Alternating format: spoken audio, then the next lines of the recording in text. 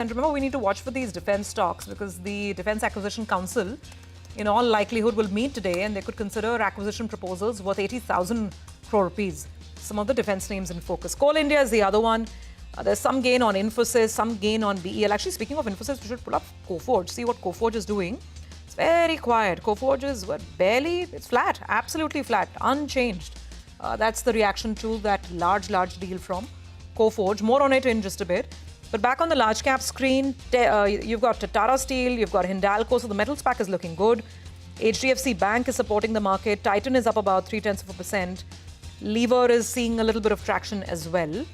On the flip side, the losers include Adani Ports, Ultratech Cement, Reliance is a little quiet. Reliance, Axis Bank, SBI, these are some of the names which are very quiet as of now.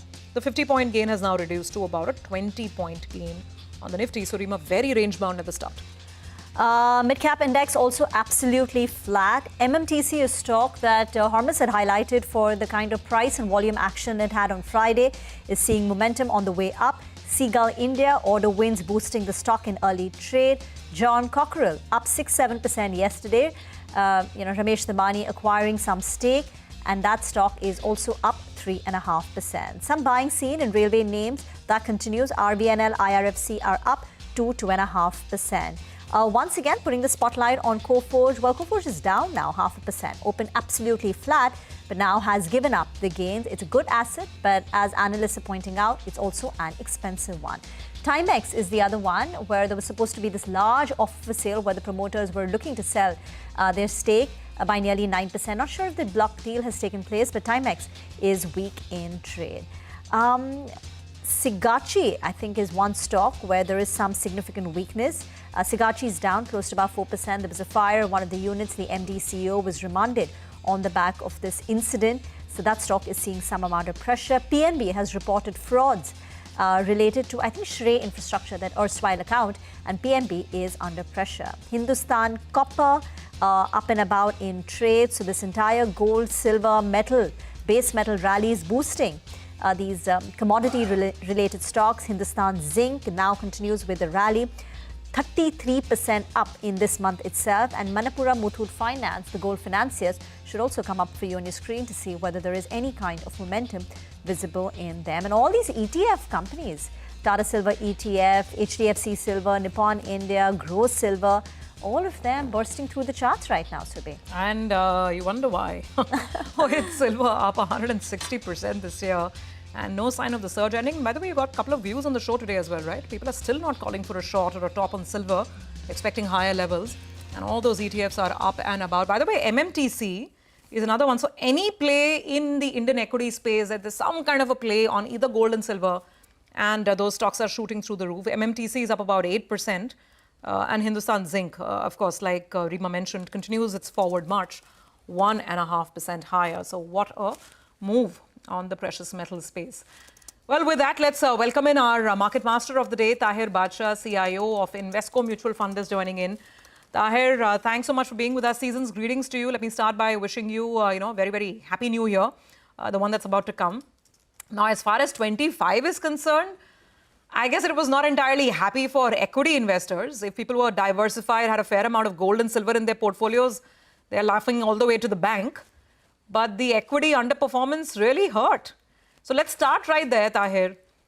Realistically speaking, are you expecting the mid-cap and small-cap underperformance to reverse in 2026?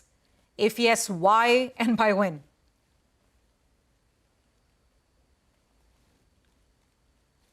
Tahir, I think you're on mute. Sorry about that, Subhi.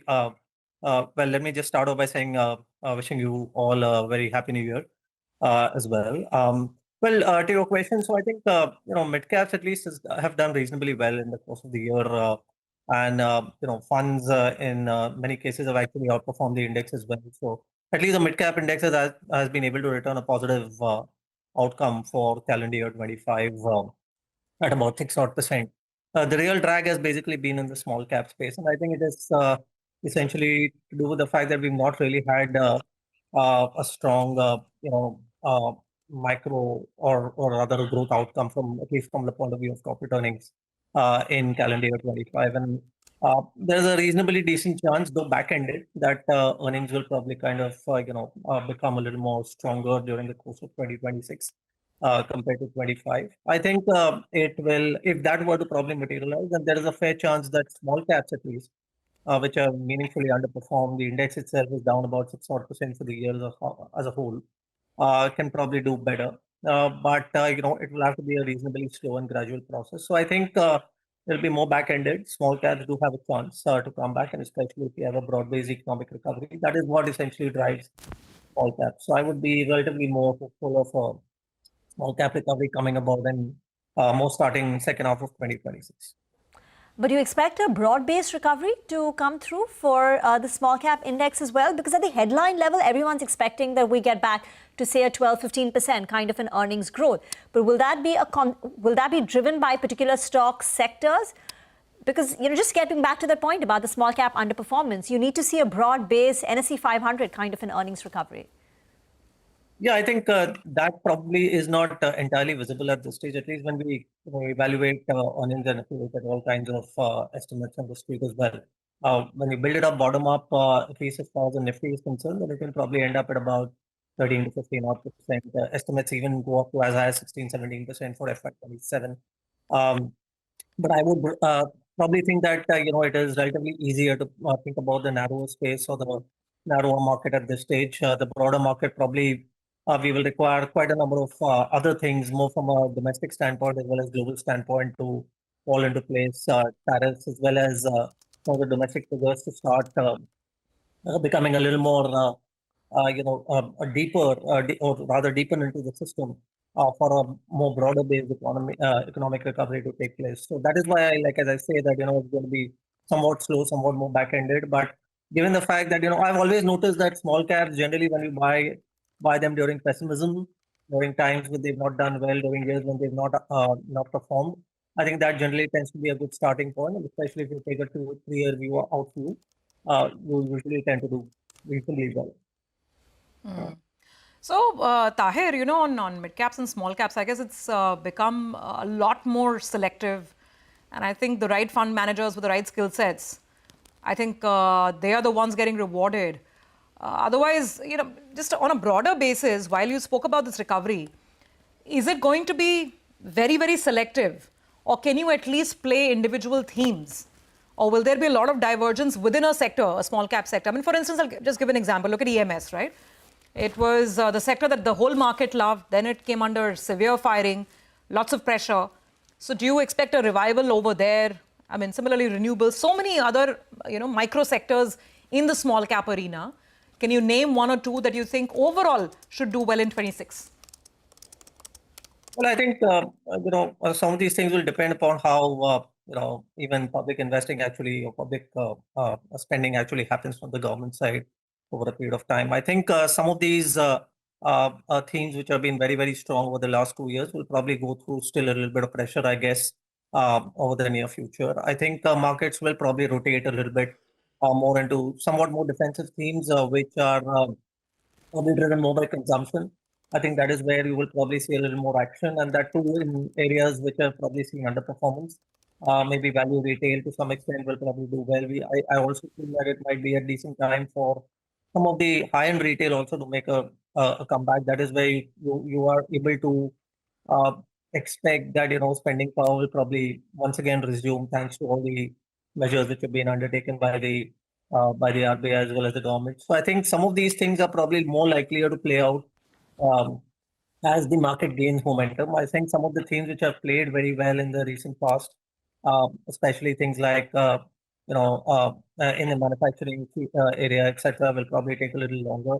I think defense still has a decent chance, because even if overall, government allocations are a little muted, I think this will be one sector which will probably still merit a lot more attention from the government as well, given where geopolitics is.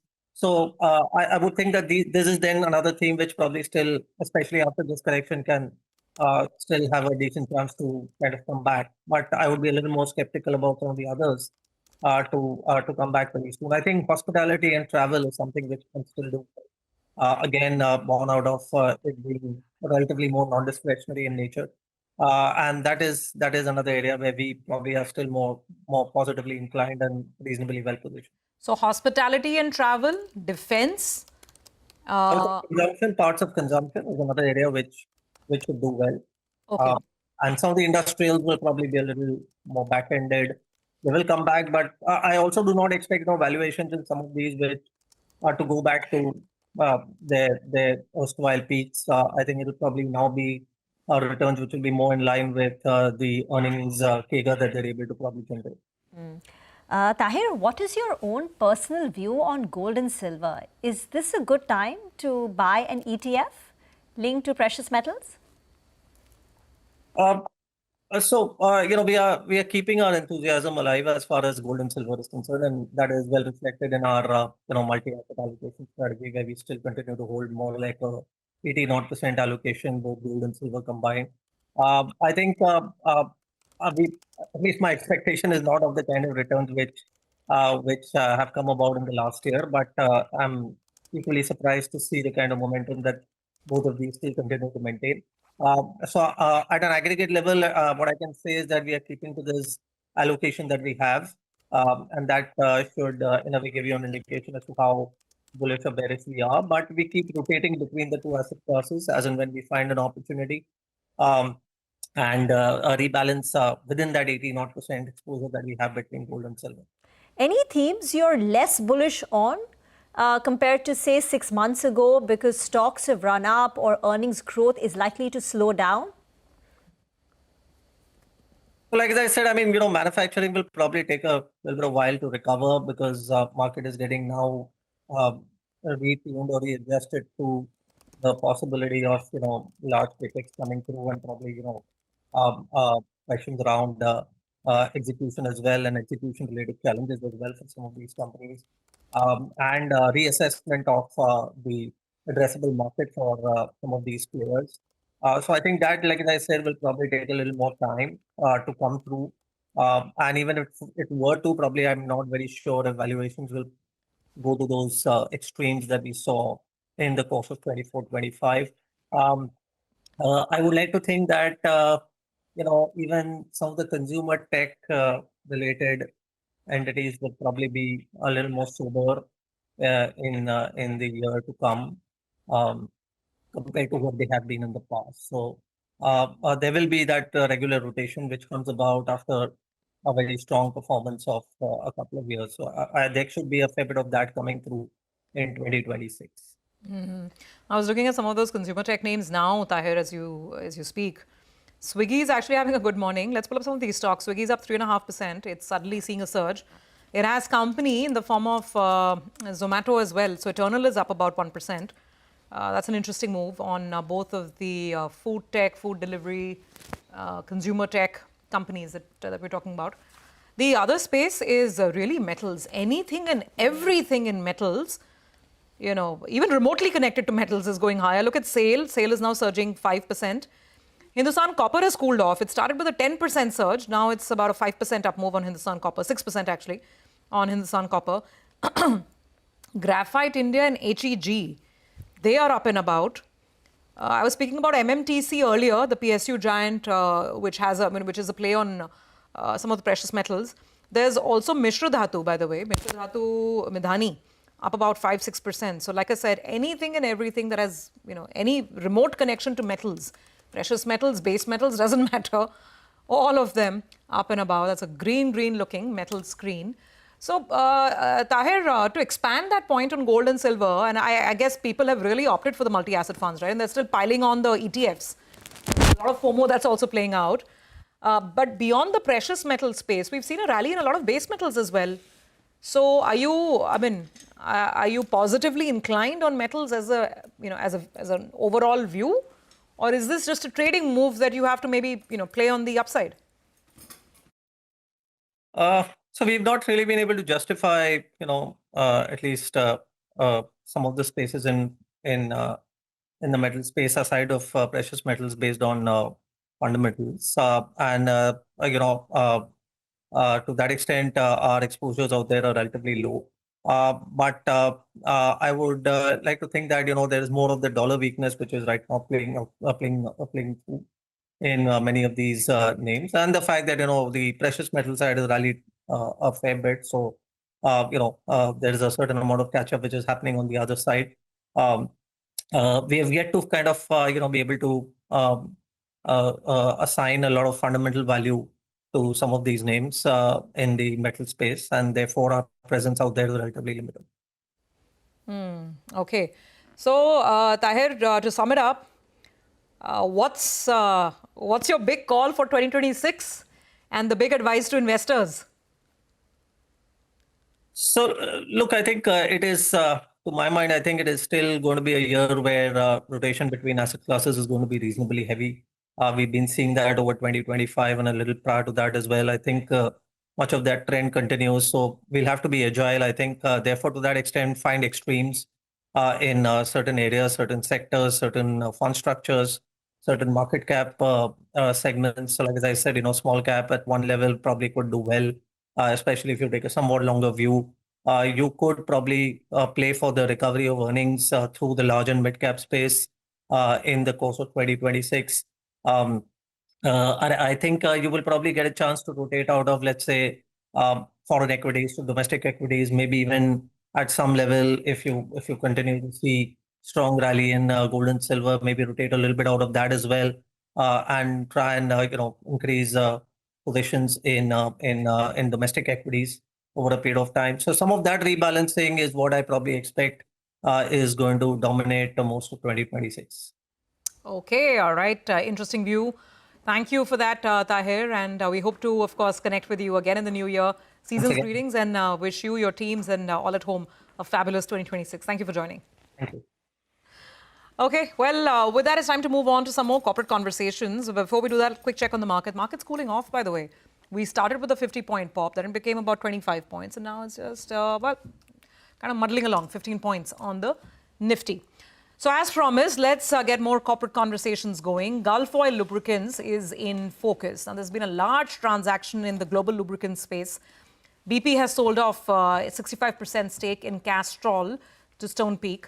And we want to understand whether that gives us any more clues about the lubricant market here in India. How should we read such a large global transaction? And, how Gulf Oil looks at the India opportunity. Ravi Chawla, MD and CEO of Gulf Oil Lubricants, is with us. Thank you for joining us, Mr. Chawla. Season's greetings.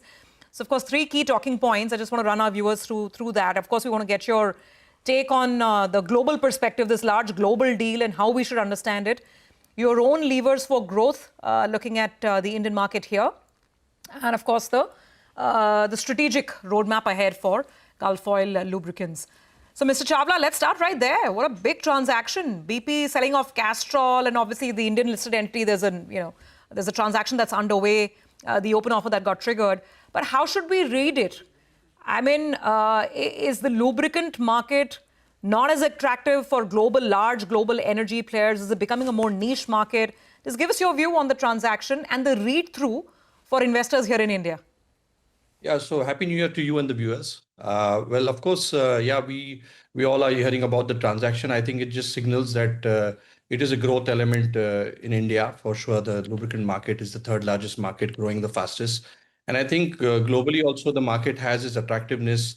As you know, the core ICE vehicles are intact and the EV is also coming in. So I think overall it's an opportunistic market for us, for India especially. So I think it's a good place to be in. And yeah, this transaction, obviously we have to wait and watch what happens.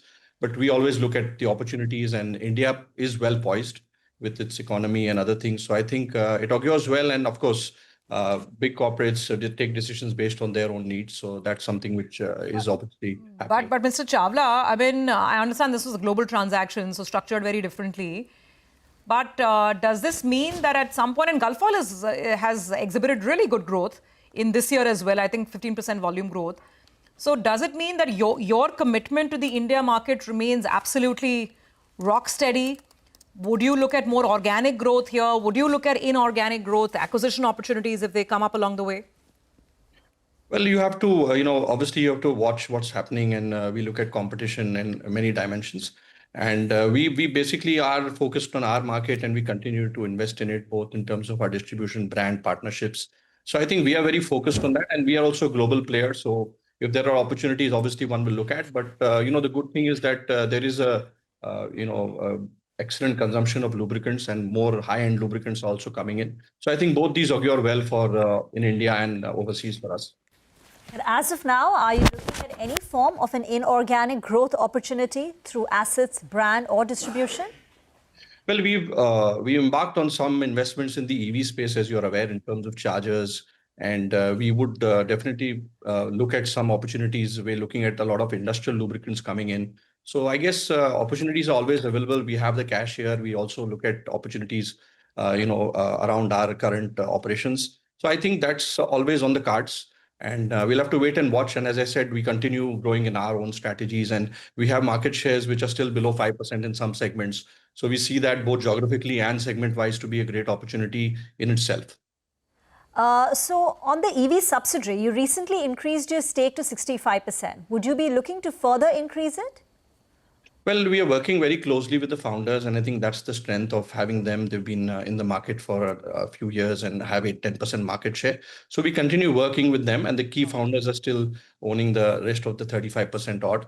And there is obviously adding value together. We're looking at that. So at the moment, yeah, this is what it is, and we want to continue. 1 out of 4 buses we believe has our chargers, so EV buses. So we want to really expand both into AC/DC chargers.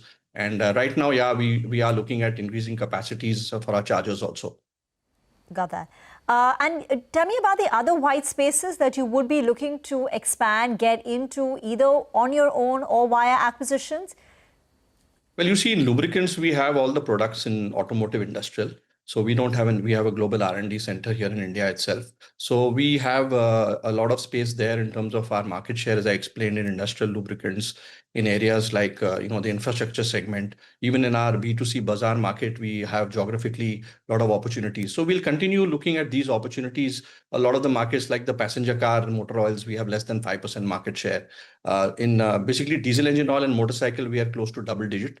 But for us, it's an all-round opportunity. And as we've been growing 2 to 3x the market, we're also seeing the market is growing well. Rural is growing now. Penetration of vehicles is going up as India goes into obviously more affordability. Rural sector is again doing well. So I think for us, it's also looking at our own expansion. Our brand is in the top 2, 3. So we want to increase our distribution. We've got excellent OEM partnerships. So I think all around for us, it's more working harder and working smarter in the market. This INR depreciation impacted you all in Q2, but there has been a further depreciation even in Q3. What should we expect on margins? And is there a risk to 14% margins for the full year because of INR depreciation? Yeah, so you're right. While crude is soft and steady, that is good for us. The INR depreciation has been close to 6% last 9 months. And I think that has really created some pressure. So we do have price increases, minor price increases we are taking. And I think for us, the 12 to 14% band is what we want to protect. Ideally, we'd like to move up. So hopefully we can see the exchange rate coming a bit steady, and then next year we can work on that. But I think for us, the band 12 to 14 is what we've indicated. And we are also trying to launch a lot of premium products. Recently launched a full motorcycle range called Syntrack. We're also looking at segments where we can add more value with our products. So I think it's a journey. And as we've indicated, yes, this exchange rate has been a challenge in the last 9 months. I think you import about 70 to 80% of your base oil. So the exchange, the forex depreciation of 6% does hurt. But you're confident about maintaining margins of 12 to 14%, at least for FY26. But the goal thereafter is to further increase the margins with some premium offering. So say 3 years down the line, what is the margin that you're targeting, the margin range? Well, it's a very competitive field, and we have the different segments which we obviously want to gain market share. So as I mentioned, definitely we want to move up to the 14 to 16. We are going to be watching obviously what happens in the market, and with our positioning, we are quite confident that we can improve the margins. And by when do you think, Ravi, you can get to 14 to 16% margins? Yeah, we are trying. I think this time the exchange rate obviously had an impact. So some of the controllables are with us, some are not. But we are pretty confident that, with our products, etc., we would be able to take it in the, much higher than what it is today. Got it. And how much of the impact because of rupee depreciation have you been able to pass on via price hikes? Because as you said, it's a competitive market. Yeah, so we have price variation clause with our OEMs. We have a large base of more than 40 OEMs, so that happens in the next quarter. And then we have also taken some price increases in the B2C, some of the segments. So I think it's getting passed on, but obviously we would like to have that go on in a faster way, and hopefully the exchange rate will stabilize, and that will help us to improve our margins, because the new products will take time to get accepted and obviously distributed. So that takes a couple of quarters. So price hikes are fully passed on, or they will be by Q4 end? Yeah, so we've been kind of looking at the competitive scenario. So part of it has gone through. Some of the products, obviously there is competition. So I think there would be a partial sort of rollout of it. And for the bigger customers, we would see the next quarter where the PVCs come in. And what's the extent of the price hike on a blended basis? So it's a couple of rupees, not a major one, but it's kind of trying to stabilize on the exchange rate impact. You were just telling us about how the core business itself is seeing very strong innate demand. The rural market is picking up, B2C, etc. Now, you've spoken about high single digit to low double digit volume growth for the core lubricant market in FY26. Is that on track, or do you think you can do better? What is the volume growth that you foresee for FY26? Yeah, so we have done about 10% growth in volumes, core volumes of lubricants. I think Q2 was about 9.5. So I would say that it would be around this percentage. Of course, we are seeing that we had a good agri season that came in this quarter that may not be there in the fourth quarter. So I think market will grow about 3.5, 4%. We would do at least 2x that in the coming quarter. And that's been our sort of push in terms of our segments. And we're also seeing the OEM piece do very well. So I think if market grows 3.5%, we should at least do about 8-9% growth. Hopefully try to always do better, but I think that's where probably the outlook would be looked at this stage. Thank you, Ravi, for joining in. Wish you, your family, and the entire team at Gulf Oil Lubricants a very happy New Year. Well, that's the word coming in from the company. Very confident and committed to the India business. Margins will be maintained between 12 to 14% for this year, despite the INR depreciation. But the company is hopeful of expanding the margin range and increasing it to 14 to 16% for the full year. The company is looking at volumes of 8, 9, 10% kind of, nearly 2x of that of the industry, which is likely to grow 3 to 4%. Get into a break. On the other side, we'll invite the management of Vikran Engineering, which has been winning a lot of orders. So we'll get chatting with Rakesh Markhedkar.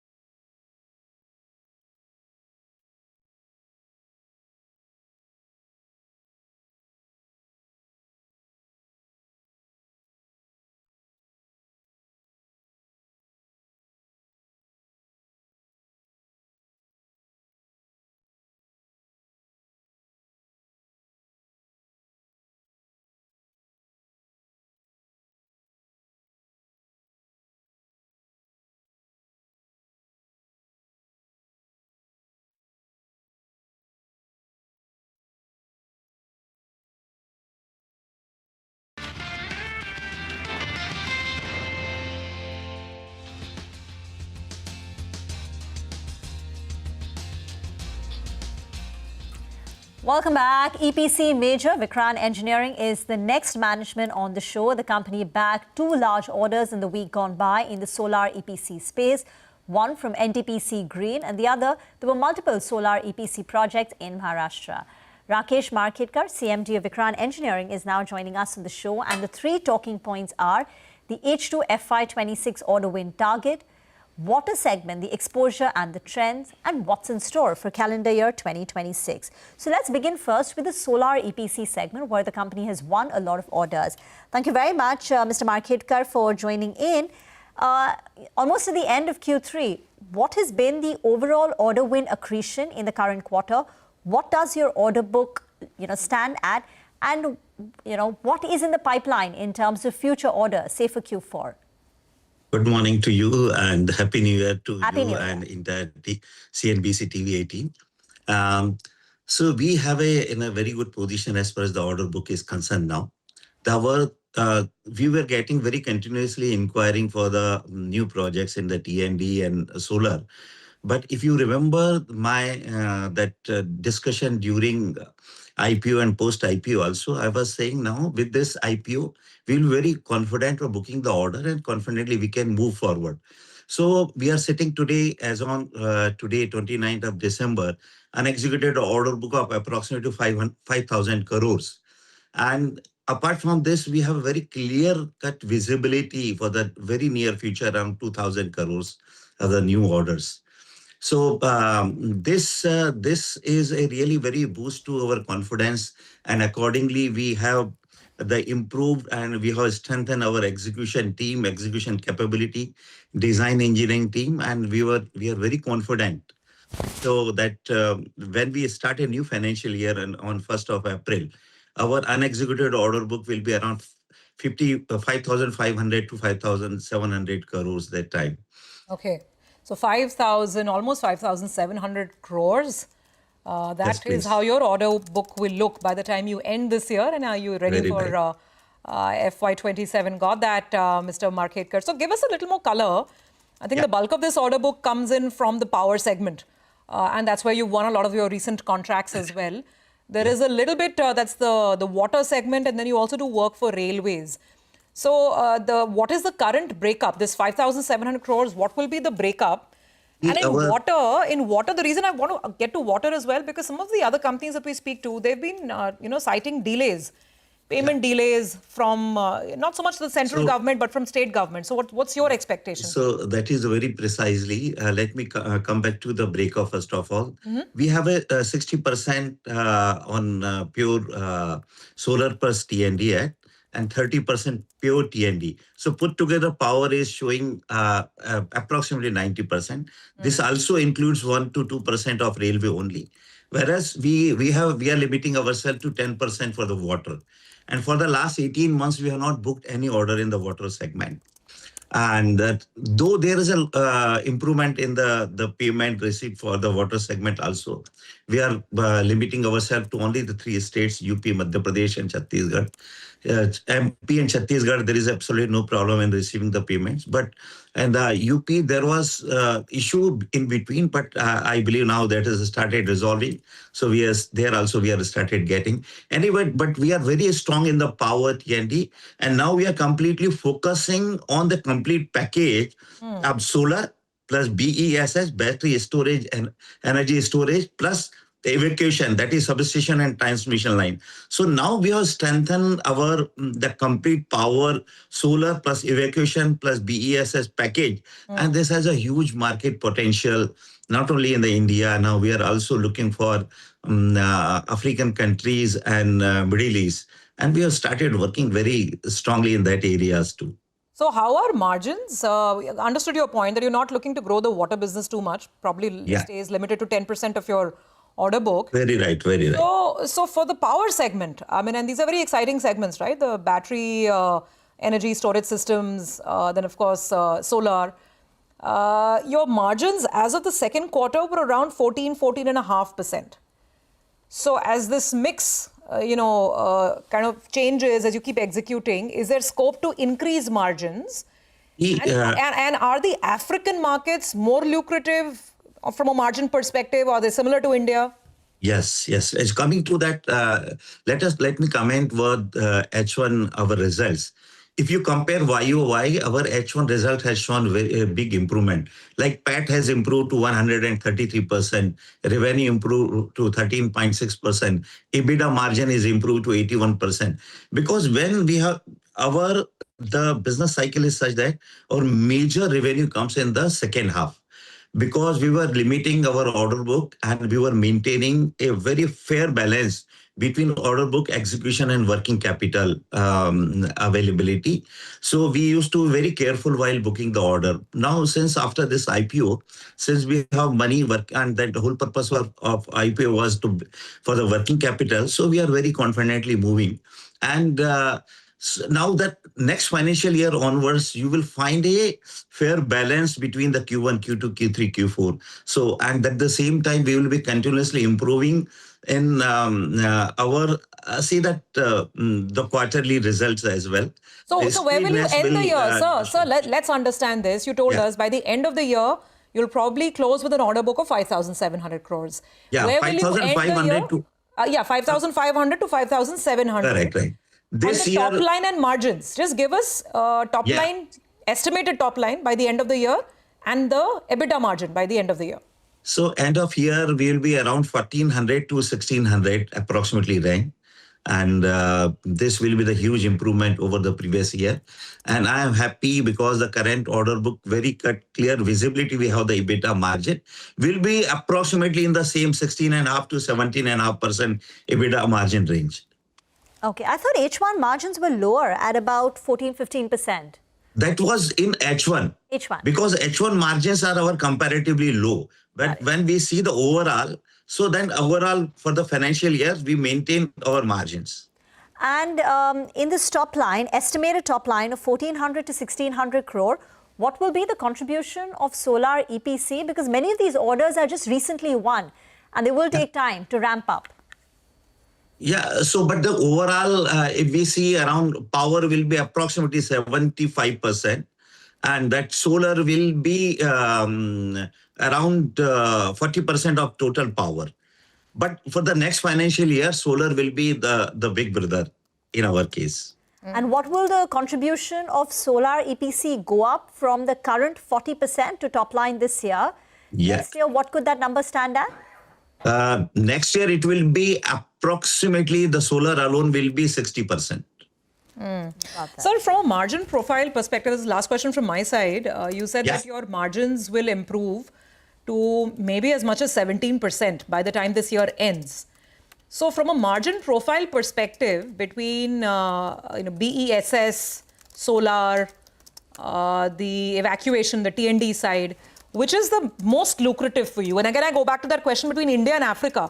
Which market is more, which segment in power, and which geographically, which market fetches you higher margins? In organization, we have maintained very well financial discipline to maintain the intake itself is the profitable projects. So our mostly all the project, whether it's the T&D, the 765 kV power grid substations project, or this solar project, we have approximately the same margin range. And whatever we had given if you see EBIT margin of my last 3 financial year, it was 15.5, 16.5, and 17.5. So we are booking our orders in the same fashion. Coming to the overseas market, the currently African project, what we have quoted good projects now. And I'm very happy to say with a better margin, this is what we are currently saying. Okay, Mr. Marketka, we leave the conversation here. Thank you very much for joining in. You've shared a lot of numbers with us. Yeah. FY26 top line growth, 1,400 to 1,600 crore, margins of 16.5 to 17%. Order book stands at 5,000 crore, visibility of 2,000 crore. And as they begin FY27, the order book should be close to 5,500 to 5,700 crores. That's Vikrant Engineering, and stock is spiked up. But for the market, still very range-bound and still consolidating. This would be the 4th consecutive session now of market consolidation. Siddharth Rai Mangla of Stockbox Technology is now joining in. Siddharth, the range continues. The Nifty is just up close to about 20-odd points. Bank Nifty down a tad bit. What's the trade? Hi, Rima. Good morning. See, Rima, if we talk about Nifty, first of all, even after Nifty has faced some pressure on the higher levels, it has still managed to take support at the $26,000 level. So, this is a very good thing for the index. The overall structure in Nifty still looks strong. But having said that, Rima, for the past 3-4 sessions, we are clearly seeing volumes going down, and there is very lack of interest in the index. So no fresh opportunities to buy a fresh momentum opportunities to buy in Nifty are not showing up even now. So it is much better to sit on the sidelines. Even though somebody has an existing long position in the index, they can definitely keep on holding on to them with stop losses around 25,950. But for fresh long positions, this is not a time to take fresh long positions in the index. We can definitely go stock specific in this time, because there definitely we are seeing some momentum in few selected opportunities. Okay, so let's talk about those opportunities. Sid, which stocks are you going with? Sure. Hi. So we see two stocks. Both of these we have to buy. The first one is from the metal space, which is clearly buzzing right now. The stock's name is Steel Authority of India, SAIL. Today we have seen a very big breakout in this counter, and also we are seeing an open low being made. The stock started running just from the level where it opened. So the structure is very strong. This momentum should definitely continue from here. So SAIL can be bought right now. The spot is trading around 137.7-ish. The stop loss will be at 135, and our targets being the first target 142 and the second target 144. The second stock is from the FMCG space, and the name is VBL, Varun Beverages. This stock was in a consolidation for the past 1 month, and now in today's sessions with a very strong up move, we are seeing a very nice breakout in this counter. I will probably be seeing this going above 500 in very little time. So Varun Beverages can also be bought right now. The spot is trading around 492.5. It can be bought here. The stop loss will be at 480, and our targets being above 500. Just like I said, the first target being 510, the second target being 525. Okay. All right, Siddharth, thanks for that. We'll leave it on that note. By the way, the market has really fizzled out. Nifty is barely positive now, just about 12-13 points. Bank Nifty is flashing a little tinge of red at this juncture. So, yeah, I mean, gains are not really intact. On the banking side, look at Axis Bank. That's a bit of a drag. SBI is down 0.25% as well. ICICI Bank slightly lower. And even the non-banks, a lot of the non-bank stocks very sluggish this morning. Shriram Finance, Geo Financial, HDFC Life, plenty of non-banks, all on the red side of the screen. Railways are also correcting. So after the heady Friday rally move, of Friday, today you are seeing down about 2.5%. IRFC 2.5% lower. RVNL, Ircon also down close to about 1.5%. Yeah, absolutely. Only metals. It's metals all the way. It's those stocks that are continuing to pile on the gains. Tata Steel, JSW Steel are your nifty winners. And those quick commerce companies. Eternal and Swiggy. Eternal and Swiggy also seeing some buying. In fact, there was some news report about gig companies considering a strike. So a lot of these delivery guys on 31st of December, which is the peak period. So I guess you're not going to get your orders if that comes to pass. Home food. For New Year's. But stocks are unperturbed. There is still gain of about 1 to 2% leading over there. But there is that news about gig workers, again citing just poor working conditions, etc. So they're looking at a strike, 31st December. All right. Well, with that, let's actually should focus to the large trade that has been in focus. This is Timex. Now, the stock has been under pressure because the promoter entity is believed to be looking to sell out. We have Vivek joining in. Vivek, what more on the trade now?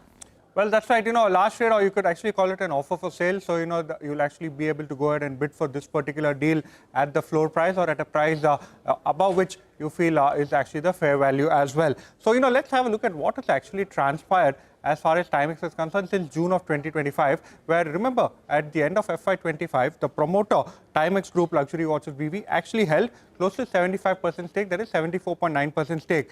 June 2025, remember at 175 rupees a share floor price, they actually went ahead and trimmed close to 15% stake. Again, the route that they chose was the OFS route. Now, at the end of Q2 FY25, they had close to 59.93% stake. And once again now, despite the large overhang of, promoter stake sale, the stock price actually has appreciated quite significantly. And in fact, the current OFS for close to 9%, is at 100 rupees higher at close to 275 rupees a share. Just having a look at the financials of the company, this particular year has been quite strong as far as Timex is concerned. Revenues in Q2 jumped by 40%, EBITDA higher significantly by 70%, margins almost 300 basis points improvement, and profitability higher by 70%. H1 too has been quite strong. That partially explains the kind of stock price movement that you've seen. Revenues higher by 45%, EBITDA more than doubling, margins also expanding close to 450 basis points, and profitability more than doubling on a year-on-year basis. In terms of the stock performance, Timex actually has given almost an 80% return in this particular calendar year itself, and from the previous OFS to the current OFS, up by over 60%. So despite the kind of overhang you've seen in terms of higher float, you've actually seen a significant outperformance coming by from Timex. Thank you very much for that. And now over to Hormuz for John Cockrell, which is gaining in trade. Doing well is John Cockrell. Second straight day of gains now, following up that 6.5% up move last Friday, up another 4% in today's session. Veteran investor Ramesh Damani buying stake in the company, close to around 27,500 shares that he acquired. The deal transaction of around 13 odd crore rupees. What does the company do? Well, it is an industrial components manufacturing company. It is involved in the developing technologies for cold rolling milk complexes, processing lines, and a lot of other such things. And in that stake that Ramesh Damani bought on Friday, promoters were the net sellers in that transaction that took place. They sold close to 2 lakh shares as they announced to the exchanges as well. Now, John Cockrell, as of September, the promoters had 75% stake before this most recent sale. There's a very negligible mutual fund and FPI stake in the company as well, and a majority of the remainder of that stake is owned by small retail shareholders of close to 16%. Now, as of now, with that stock was up 6% on Friday, up 4% today. So it's trimmed some of its year-to-date, extended its year-to-date gains to 25%, and trimmed some of its losses from that 52-week high, which was in excess of 6,600 rupees, now down around 20% from those levels. Thank you very much for that. Get into break on the other side. Manisha Gupta will focus on the commodity space. It's all happening over there, so stay tuned for that.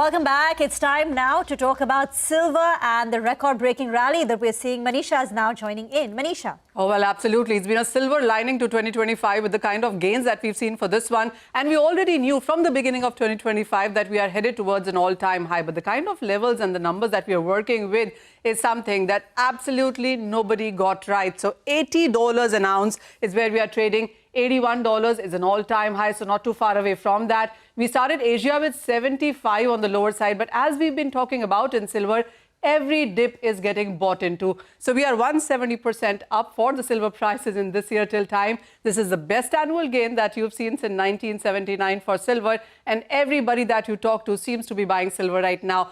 I want to take you through a chart on what we've done this year. We started this year with $29 an ounce. 35 was crossed in June. So between Jan and June, which is 6 months, silver did not do too much. But once that 35 mark was taken, it was in the month of September that we saw 45 take away as well. So $45 an ounce was the highest level that silver saw since 2011.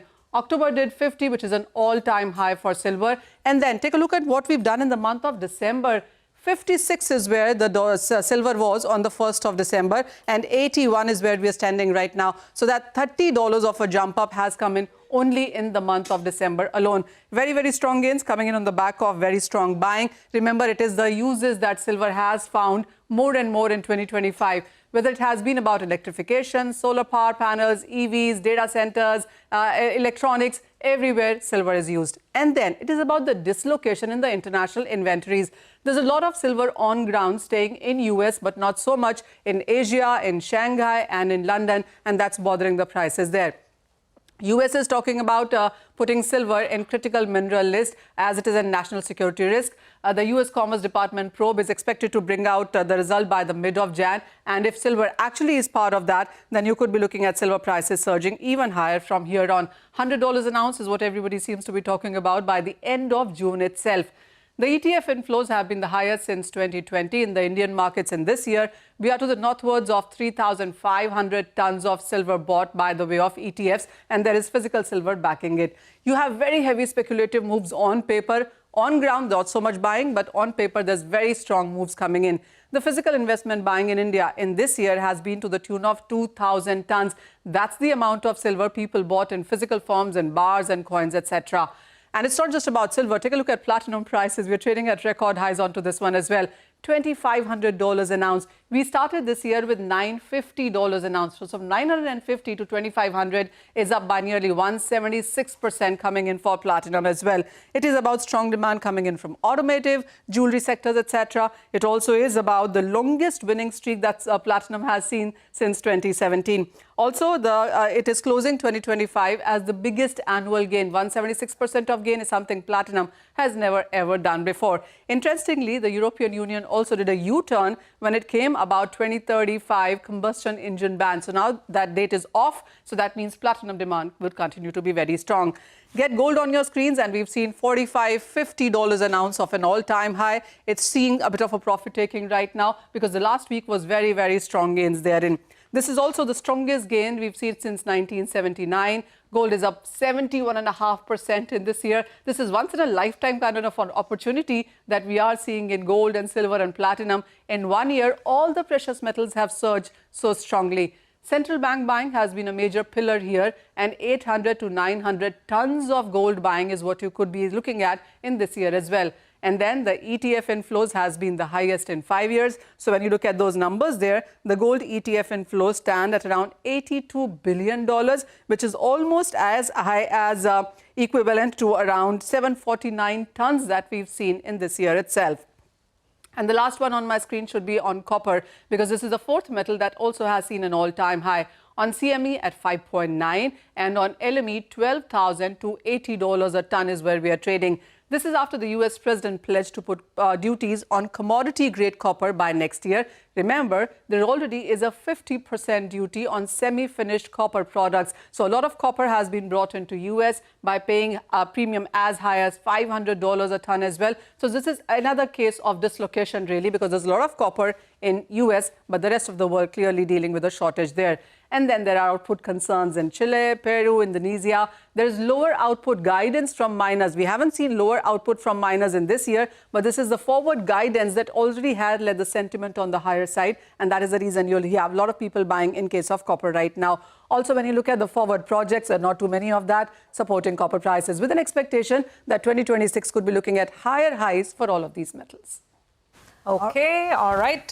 Metals, shining bright, whichever ones you're looking at. Thank you, Manisha, for that wrap up. We'll take a break on that note, come back on the other side, and we'll focus on Coforge's mega Encora acquisition. We'll have more perspective coming in from Bhavin Shah and Sandeep Agarwal.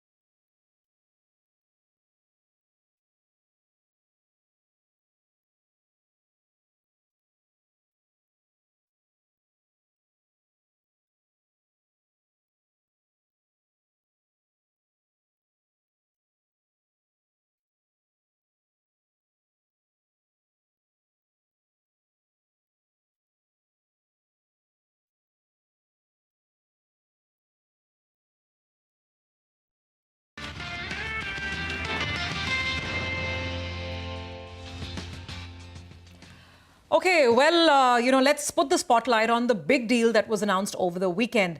Coforge has pulled off its boldest move yet. As CNBC-TV18 reported, it has agreed to acquire Encore, creating a combined entity with which is valued at $2.35 billion in revenue and ambitions to play in the big league of AI, product engineering, and cloud-led services. The deal is unquestionably big and strategic. But the question is Coforge paying too much? Let's go across to Rima for all the details on this mega transaction. Rima. Thanks so much for that. I think that is the big question everyone is asking. Is this deal between Coforge and Encora expensive? Well, the short answer is it's a good asset, a great asset, but perhaps a tad bit expensive. Now, Coforge is paying $2.35 billion for Encora. This is a company with estimated revenues of $600 million, which means the acquisition is being done at an EV to sales of 3.9 times. Now, putting that in context, most global digital engineering companies today are trading in lower multiples. Now, this I picked up from a Motilal Oswal report where they're saying a company like EPAM is trading at 2 times sale. Globant is trading closer to 1.3 times. And even some of the recent M&A deals were cheaper. Now, Cognizant acquired Belcan last year at roughly 1.6 times EV to sale. Infosys bought Intech at about 2.6 times sales, which raises the valid question, has Coforge paid a premium? Especially when you see it in context, analysts point out, to Encora's organic growth, which is slow to 7 to 8%, while Coforge itself has been growing much faster at mid-teens. Now, JM Financial summarizes by saying the valuation looks rich given Encora's 7 to 10% growth profile. Now, moving on, when the price is high, there is also very little room for error. So what are the risks? Well, I can see three of them. One is integration risk, because this is a very large acquisition, the largest done by an Indian company. Encora is more than 30% of Coforge's size compared to their earlier deals like SLK Signity, which were smaller. So when there is such a large asset, integration is not the easiest.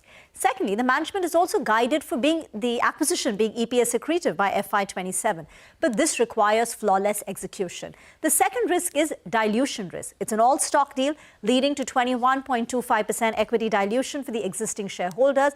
And on top of that, Coforge has the option to raise an additional $550 million via QIP to retire the debt. As of now, it's not decided by the management whether they will flex that option, but it's still an overhang. And the third one is the overhang from private equity investors. Encora shareholders will hold about a 21 to 22% stake in Coforge, and 50% of this will unlock after 6 months, the remaining after 12 months. Analysts say that this is a potential supply which will cap the near term. But it's not all negative. There are some real positives here. Now, post-deal, Coforge becomes a $2.5 billion revenue company with EBIT margins of close to about 14%. The management is calling this a defining moment in Coforge's journey. And there is a clear step change in the company's capability. Encora brings AI-led product engineering, and the combined company will have nearly $2 billion of AI-linked revenue. The deal also opens up high-growth white spaces for the company like high-tech and healthcare, and the revenue synergy potential is significant, especially through cross-selling, and Coforge does have a very strong execution and an M&A track record, which gives the street some comfort. From a stock perspective, just over the last couple of days, the stock had declined close to about 10%. So some of the concerns are being addressed. But other than that, it's been such a wealth creator. Its 3-year revenue run rate is, the stock price return is 120%. In the last 5 years, it's more than 1,000%. So it's a bold, transformational acquisition by Coforge, and now it's up to them to deliver on that. Okay, indeed, a bold, transformational deal as well. Can they walk the talk? And can they really, create that scale and value? That is the big question. Let's actually discuss this with our next set of guests. We have Sandeep Agarwal, fund manager at Solio Investment Managers, joining in. In a bit, we'll have Bhaven Shah of Aquarius also with us. Sandeep, let me get your first take. We were speaking with Moshe Katria earlier on the show, and one really wonders whether this is going to be an acquisition really worth paying for. Your thoughts? Hi, good morning, and thanks for having me on the show. So, I believe that you have to do strategic things, and from that perspective, Coforge has probably gone ahead and done this. But there is very limited story of successes in such kind of acquisition, particularly as Rima mentioned, the integration risk, the execution risk are too high. One good thing in the deal is obviously it is an all-stock deal, so everyone's outcomes are completely connected. So I think from that perspective, it is very good. A really worrisome scenario would have been if they were paying cash by raising money through equity or debt. But yes, having said all that, and I believe that there is a merit in the argument that EPM and Globant, all of them, and the transactions which have happened at a much lower price. So at this price, when you are acquiring something, the onus on meticulous execution is very high, and also the margin of error is very low. So I think time will only tell how it can happen. But I can tell you that Coforge management, when I was a sell side analyst, I've interacted with a lot of time. They are very good. They are second to none. So I also have a lot of confidence in their execution capability. Okay, so you seem to be sounding optimistic on the way the company has delivered in the past. We also have Bhaven joining into the conversation now. Bhaven, thanks for being with us. By the way, season's greetings to both of you. Thank you so much for taking out the time and being with us ahead of the new year. Lots of news flow. So, Bhavin, what's your sense? We were speaking with analysts earlier who said that Encora is not really an AI native company, ground-up AI company, but those companies maybe are just too expensive for an Indian company to acquire. So, in that context, does Encora make sense for Coforge? So I think, first of all, they're acquiring using stock, and using a very expensive stock. So, in some sense, it might just work. And the other thing is that, with a full tax on dividend and buyback both, I think companies are going to have less of an incentive to pay dividends or buyback, and might use that cash for more acquisitions. So I think what we have seen in 2025, more of that might come in form of acquisitions. So, Sandeep, I think the question is, what does one, gentlemen, good morning, what does one do with this stock now? It may be a bit expensive, but the management has shown flawless execution in the past. Their track record is good. So would you bet on Coforge now with this acquisition under its belt? Both of you. Sandeep, go first, and then Bhavin. See, we have a very clear view since last 12 to 18 months. We are very negative on the sector. So we don't hold any position nor intend to hold anything immediately, because we believe another 12 months of pain is definitely there. I am very clear that if we buy something, we'll buy in ER&D space, but at a right price, the current prices, and we don't go by PE ratio, because that is very misleading, because the growth rates have fallen a lot. We go by PEG ratio, and on PEG ratio basis, the whole sector is super expensive, and we don't have the guts, don't have the policy, don't have the mindset to buy at this prices at all. Anything. Bhavin, same question to you. Coforge has been a wealth creator, but from here on, given the integration-related challenges, do you think re-rating from here, generating exponential wealth, is going to be difficult? I mean, it's the second large acquisition in a very relatively short time, and I think I agree with the comments that it's a very expensive, stock. So and growth rates overall. I mean, obviously the companies like Coforge are growing at a faster pace than the large cap IT. But still, I think one has to be very careful with the valuations at this level. So, I mean, I think, one of the key metrics that we track is of cash flow yield. And we can look at operating cash flow yield if there is a big acquisition, but cash flow yield is also, operating cash flow yield is also very low. So both of you, Coforge is an avoid as of now? Sandeep and Bhavin? I won't comment on a stock specific thing, but I will say that I don't like anything in the sector. Bhavin, Coforge is an avoid for now? Yeah, I mean, we don't own it and we don't intend to buy it. Got that. Gentlemen, again, just to go back to the larger point on the way Indian IT services companies are trying to pivot towards AI and really, involve AI in most of their product offerings. So the large cap giants, which have these huge cash piles, they don't seem to be going the acquisition route at all. They are embedding AI in most of their, service offerings. TCS gave us a glimpse of what that might mean when they gave us a bit of a revenue indication. So do you think that pivot is progressing well or along expected lines, or is it too slow or too little? Sandeep? No, so I think this is the only option which is there with the Indian IT services firm. And remember that, whatever people may speak right now, there is massive demand for the hardware. And I think hardware peak demand is behind. So these chips and all these companies have done phenomenally well. I don't know how long they will do well, because hardware replacement cycle, in my opinion, is broadly over. Now the software companies will do phenomenally well. And then comes the turn of software services. The only challenge for us is that, there is a 30% cut in the effort, which has not happened in the past in any disruption. So when there is such a sharp cut in the effort itself, despite, you being the market leader and having 90-95% share in global sourcing and whatnot, but still, when your effort itself is going to get cut, I don't know how much you can grow and for how long. So that's the reason I believe that, our large cap IT companies are for a long period of time will be in 5-7% growth range on an average CAGR basis, and mid caps maybe 10-12%, the ones which are in ER&D, and the small cap may do better. So we are looking at the sector from that perspective. I don't see high growth coming in for the sector, for the large companies or the mid cap companies in next 2-3 years at least. Bhavin, analyze the capabilities of Coforge now with this acquisition versus, say, the other IT companies now. Now, historically, it's always been Coforge and Persistent. These two were liked by investors. Now, how will Coforge's capabilities change post the acquisition, and how would it compare with, say, a Persistent? Yeah, I mean, I think it's frankly, I haven't gone into that details for Coforge, this acquisition and capabilities. So, perhaps, maybe I'll skip that question. Do you like, I mean, Sandeep's view is he doesn't like IT services company. If he has to buy, he'll buy maybe an ER&D company. But do you own anything in IT services in India right now? Yes, I think we have spoken before. We own Infosys. I think we bought it, when it was below 1,500. And then I think we have seen a bit of a rally. We also have Mastech in our portfolio in the small cap space.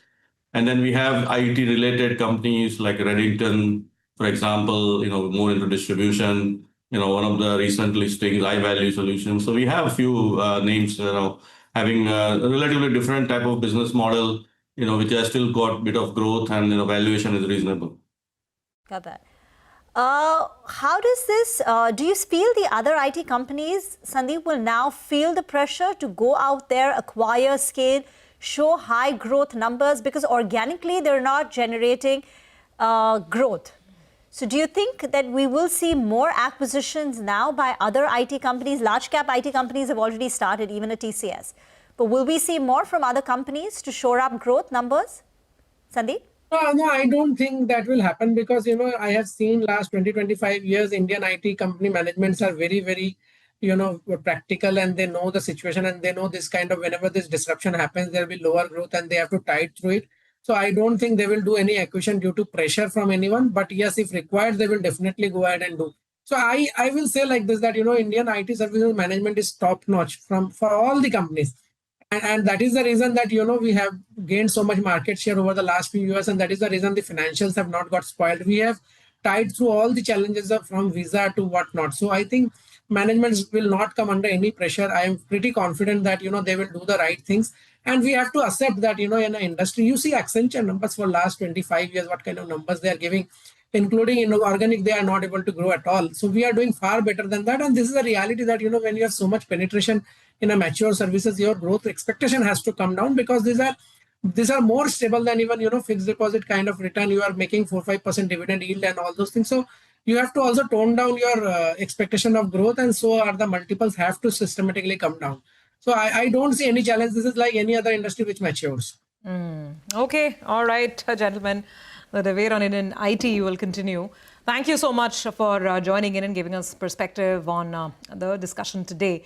With that, it's time for us to wind down on this edition of Bazaar. Do stay tuned. Chartbusters coming up next.